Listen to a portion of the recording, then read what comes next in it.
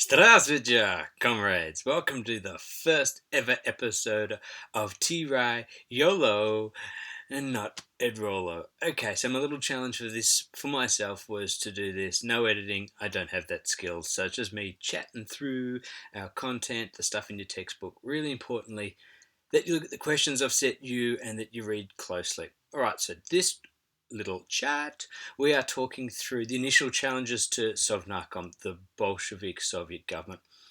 Now, when they first came to power, they were faced with a whole range of problems immediately, straight away, when they came into power.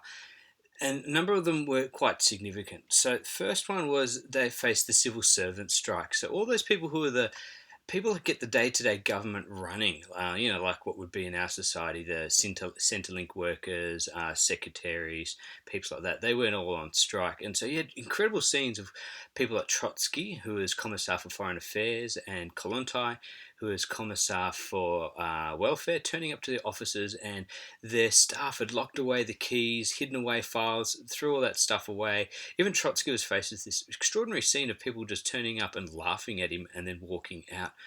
So they found day-to-day government really difficult to get up and running. One of the other really important civil servants were the people who ran the state bank. So this was the official bank, and they went on strike. It wasn't until the 20th of November 1917, and they had to have Red Guard armed muscle to help them with this, that the Soviet government gained access to the funds in the bank. So it's kind of like the government was being held ransom by the state bank workers. And that obviously created all sorts of difficulties for them financially. Not that the economy was in a good position anyway, but made things a little bit more grey. All right, now next one. One of your questions asked you to consider which strike really undermined the Bolshevik government when they came to power, and that was Vikzel. So Vikzel was the Menshevik and SR-led railway workers' union. And what they did was they threatened to go on strike unless the Bolsheviks opened up talks with other socialist parties. And so what they were trying to do is force a coalition government of different socialist parties into the government. And initially, Trotsky and Lenin were like, yeah, play for time, we'll go for that. But they weren't really committed to it. However, there are other figures in the government, Kamenev and Zinoviev, who really did genuinely want a coalition government. So that's other Bolsheviks, a little bit more what you might call moderate than Lenin and Trotsky. And they generally tried to open up those talks, but it was a play for time. Think about the significance, though. If Vikzel had gone on strike, they would have cut off the capital, Petrograd, from supplies of food and fuel. And so they could have made life very difficult. That play for time helped the Bolsheviks get through that crisis. The other element too is think about the very nature of these people who have just come to power. They were revolutionaries. They were very good at that, evidently, that they had overthrown the provisional government. But that's what they dedicated most of their professional lives to being. They weren't politicians per se in the sense of managing a government. So they come to power with an incredible level of inexperience, practical inexperience. Significantly, Lenin approached that by just going, just do something, act. And it's kind of like he wanted to contrast Sovnarkom with the provisional government in being a government of action rather than talk. And that was actually one of his instructions to the Commissar for Finance. He said to him, fine little quote, "You're not much of a financier, but you're a man of action." And so that's what needed to be done, to borrow a Lenin phrase in that regard. Just act. The other element too that influencing their thoughts in this regard was it didn't so much matter that they didn't have an enormous amount of experience, because they were also genuinely expecting international worldwide socialist revolution to unfold in the near future. And that, of course, then would make life far easier for the Bolsheviks. Like, the world would be red. They'd be negotiating peace agreements with other socialist countries. The nature of economics would fundamentally change. And that's what Trotsky's referencing when, as Commissar of Foreign Affairs, which was an incredibly complex portfolio, but he says, what sort of diplomatic work will we be doing anyway? I shall issue a few revolutionary decrees to the peoples, then shut up shop. He was being somewhat facetious, but that's also referencing the way in which that genuine belief in international socialist revolution certainly framed their thinking. Another major challenge was the general breakdown of law and order. So crime was on the increase, in particularly violent assaults, especially against people of bourgeois background. The other event or development, if you like, that greatly alarmed the Bolsheviks was drink pogroms. Pogroms is a word that's usually used to describe acts of violence or intimidation against people of Jewish background, but this was used in a slang way to describe the sheer chaos of what was going on.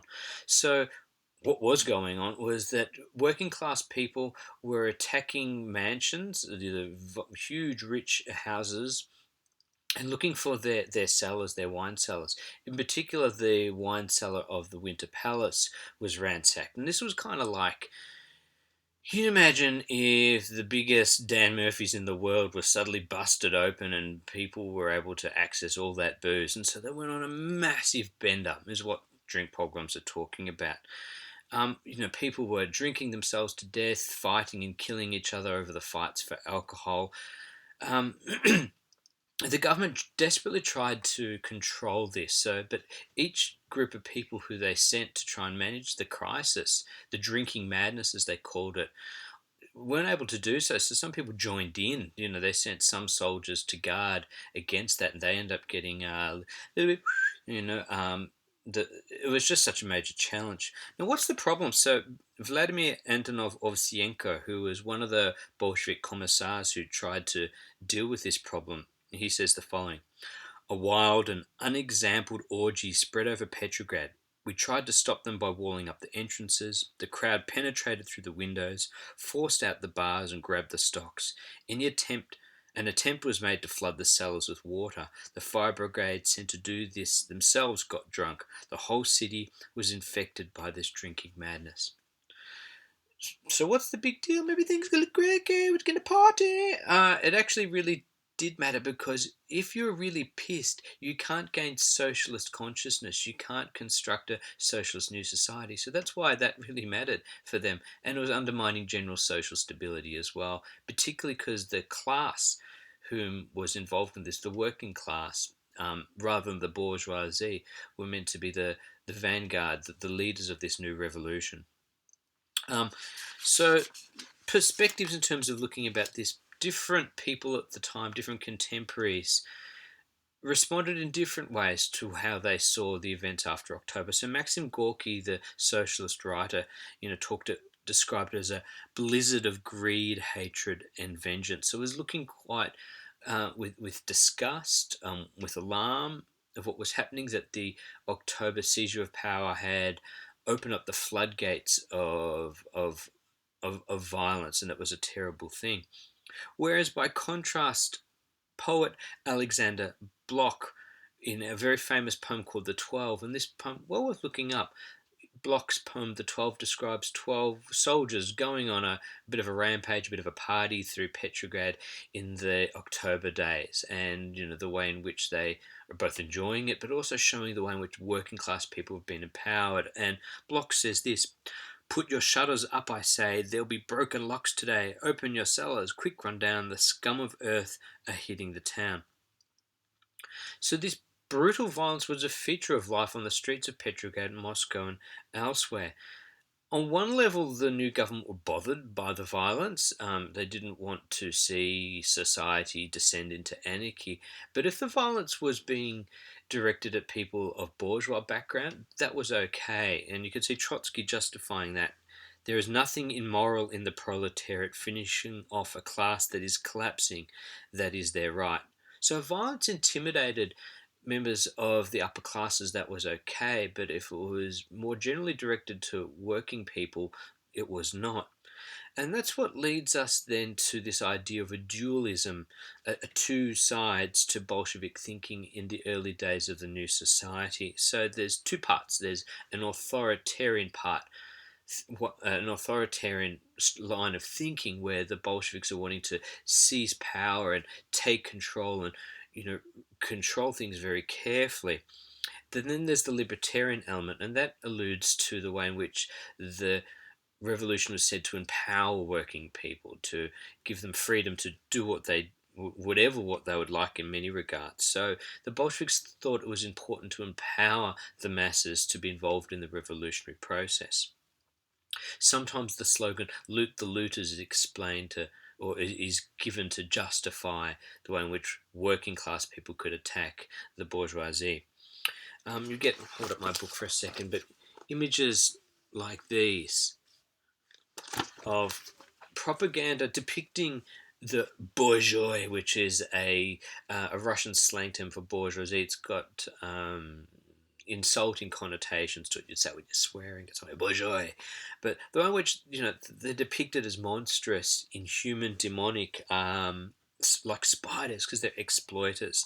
So that was part of trying to awaken the popular anger towards the rich. So that endeth our little chat. I hope that was enlightening for you. For a bit more of a formal thing, you need to look at Ed Rollo. This is more YOLO. Stay fully sick, fully sickle, man. Yeah. Alrighty, and do all your work. Okay, all your online cricket kids. Alright, that's vidania.